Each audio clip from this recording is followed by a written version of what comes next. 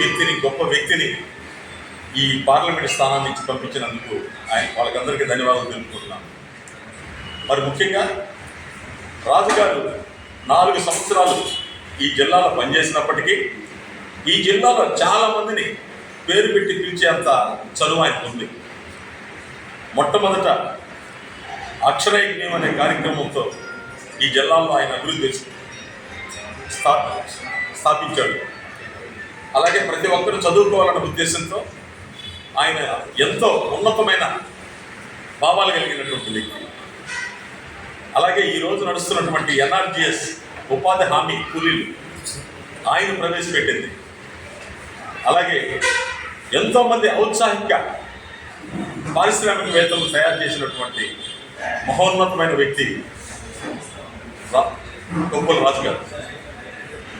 అలాగే సారా ఉద్యమం వెనక నెల్లూరు జిల్లాలో మొట్టమొదటిసారిగా సారా ఉద్యమం ప్రారంభమైంది.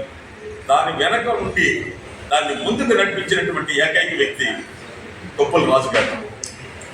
ఈరోజు రాజుగారు మన నెల్లూరు పార్లమెంట్లో పోటీ చేయడం అనేది నిజంగా ఈ జిల్లా చేసుకున్నటువంటి అదృష్టం.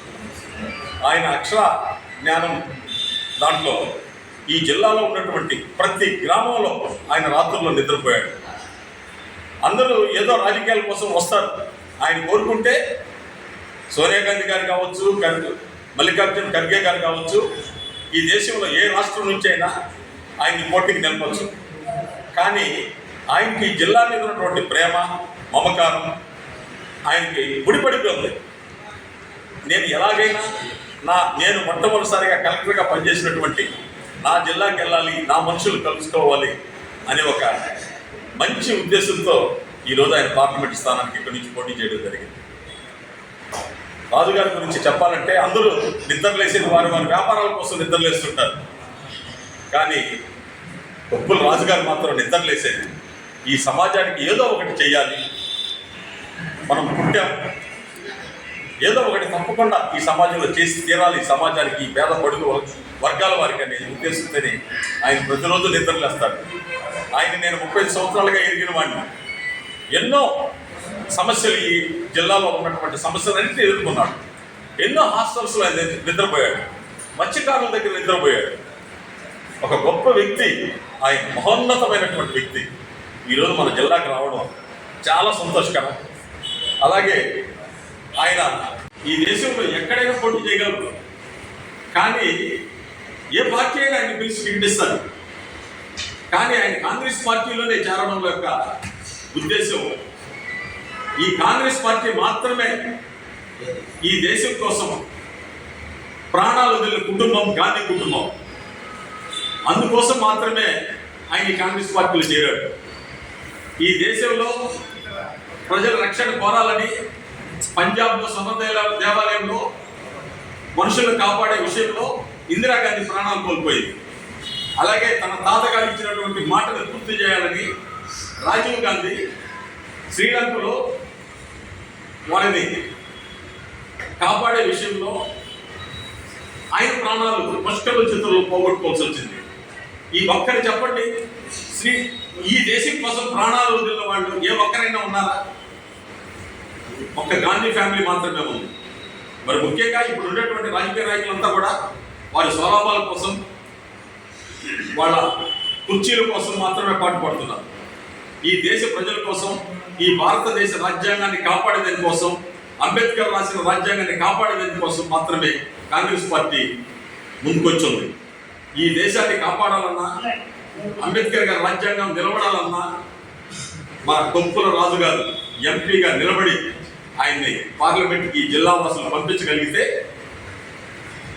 దానికి ఒక సార్థకత, ఒక న్యాయం ఉంటుంది. నెల్లూరు జిల్లాలో ఉన్నటువంటి మేధావులను ఆలోచించండి. దయచేసి ప్రతి ఒక్కరు వచ్చి కొప్పుల రాజు గారి యొక్క గెలుపుకు కృషి చేయాలని, మరి ముఖ్యంగా ఈ జిల్లాలో ఉన్నటువంటి ఐఎన్టీసీ వర్కర్స్ అయితేనేమి, కార్మికులు అయితేనేమి, నాయకులు అయితేనేమి ప్రతి ఒక్కరు కూడా పాల్గొని ఆయన గెలుపు కృషి చేయాలని ఐఎన్టీసీ ఈ జిల్లా ప్రెసిడెంట్గా మనస్ఫూర్తిగా కోరుకుంటూ, అలాగే అసెంబ్లీ స్థానాల్లో ఉన్నటువంటి 7 ఆత్మకూరు శ్రీధర్ రెడ్డి గారు, అలాగే ఉదయగిరి అనిల్ రెడ్డి గారు, చాంద్ బాషా గారు నెల్లూరు రూరల్, అలాగే కావలి, కందుకూరు, ఇవన్నీ ఉన్నటువంటి అన్ని అసెంబ్లీ స్థానాల్లో ఉన్నటువంటి అభ్యర్థులందరినీ కూడా గెలిపించి ముందుకు తీసుకెళ్లాలని ఐఎన్టీసీ తరఫున తెలియజేస్తూ సెలవు తీసుకుంటాం.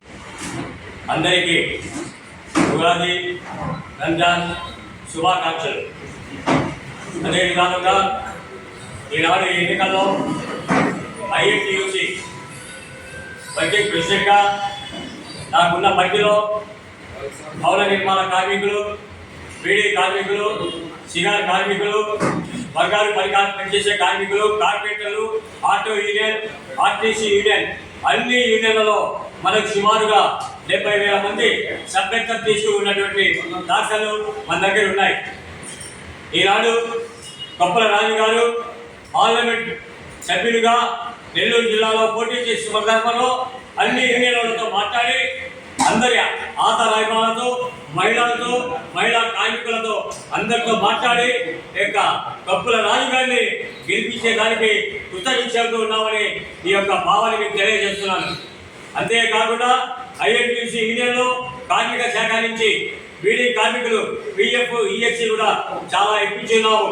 అదే విధానంగా నార్సింగ్లో కానీ ఇతర కార్మికులు కూడా పనిచేసే వాళ్ళకు కూడా యాజమాన్యం ఇబ్బంది పెట్టే లేబర్ యాక్ట్ ద్వారా వాళ్ళకి రావాల్సినటువంటి జీతం అయితేనేమి, వాళ్ళకి పిఎఫ్లు మొత్తం ఇప్పించిన పరిస్థితి ఐఎన్టీసీ ఒక్కరికే ఉందని మీకు అందరికీ తెలుసు. గతంలో జాయింట్ మీటింగ్లు పెట్టుకునేవాళ్ళం, కానీ ఈనాడు ఈ యొక్క రాష్ట్ర ప్రభుత్వం వచ్చిన తర్వాత జాయింట్ మీటింగ్లు కానీ యూనియన్ల మీద గౌరవం కానీ లేదనేది ప్రతి ఒక్కరికి తెలిసిన విషయమే. అదే విధానంగా ఈ రోజుకి నేను బట్టలు ఒత్తుతున్నానన్నారే కానీ లేబర్ కార్మికులుగా ఇద్దరికి కార్పొరేషన్ 30,000 రూపాయలు, సరిపోతే 2 లక్షల రూపాయలు, బాగా లేకపోతే 10,000 రూపాయలు చాలా మందికి మేము ఇప్పించున్నాము. అది ఇప్పుడు లేవు.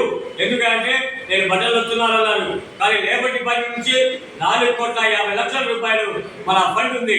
ఆ ఫండ్ని కూడా ఇంతవరకు వాడుకున్నారే కానీ లేబర్కి ఎలాంటి సహాయం చేయలేదు. కాబట్టి ఈనాడు ఐఎన్టీయూసీ ఇండియన్ నేషనల్ ట్రేడ్ యూనియన్ కాంగ్రెస్, ఈ యొక్క కాంగ్రెస్ అనుబంధ సంస్థ అయినటువంటి యూనియన్ అన్ని ఈరోజు ఈ యొక్క మన రాష్ట్ర నాయకులు విజయ్ కుమార్ గారికి, అదే విధాలుగా జిల్లా నాయకులు శ్రీనివాసులు మరియు గాలా రమణయ్య గారికి, మా మిత్రులు అయినటువంటి వారికి కూడా నా యొక్క ప్రత్యేక అభినందనలు తెలియజేస్తూ ఈ యొక్క ఐఎన్టీయూసీకి మనకు అవకాశం ఇచ్చింది. ఎన్నికల్లో పోటీ చేసినటువంటి మహానుభావుడు, ఈ యొక్క జిల్లాని ఏలినటువంటి గొప్ప వ్యక్తి.